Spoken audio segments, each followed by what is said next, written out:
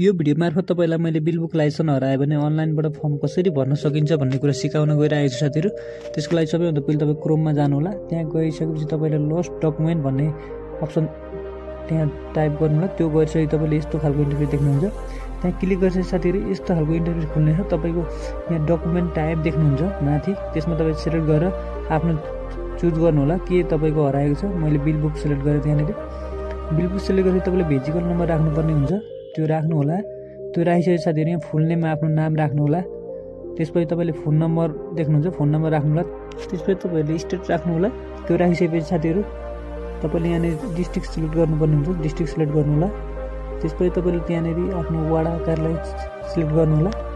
त्यो गरेपछि ward number select गर्नु होला साथीहरु। त्यसपछि तल फोटोमा 1 MB को फोटो अपलोड गर्नुपर्ने, म्याक्सिमम साइज 1 MB भन्ने कारणले तपाईलाई मैले फेरि क्रोममा गएर सिकाइरहेको छु। क्रोममा गएर इमेजमा क्लिक गरेर यस्तो खालको इन्टरफेस खुल्नेछ। त्यहाँनेरि क्लिक गरेर तपाईले आफ्नो फोटोको साइजलाई 1 MB को बनाउन सक्नुहुनेछ। फोटो सिलेक्ट गरेर तपाईले त्यहाँ 1 MB चुज गर्नु होला। 1 MB चुज गरिसकेपछि तपाईले यहाँ तल फोटो डाउनलोडको अप्सन देख्नुहुन्छ। त्यो फोटो डाउनलोडको अप्सनमा गएर तपाईले फोटो डाउनलोड गर्न सक्नुहुन्छ। त्यो फोटो डाउनलोड गरिसकेपछि साथीहरु त्यहाँनेरि तपाईले डाउनलोडमा क्लिक गर्नु होला। डाउनलोड भइसकेपछि तपाईले त्यहाँनेरि अपलोड गर्नु होला।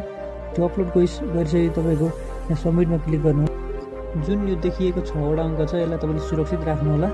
त्यसपछि यही तपाईले 2 घण्टादेखि लिएर 2 दिन भित्रमा तपाईले यही आइडी हालेर माथि चेक एप्लिकेसनमा यही आइडी हालेर तपाईले आफ्नो पुलिस रिपोर्ट पाउन सक्नुहुन्छ साथीहरु। त्यही लिएर तपाईले यातायात जानुभयो भने हुनेछ।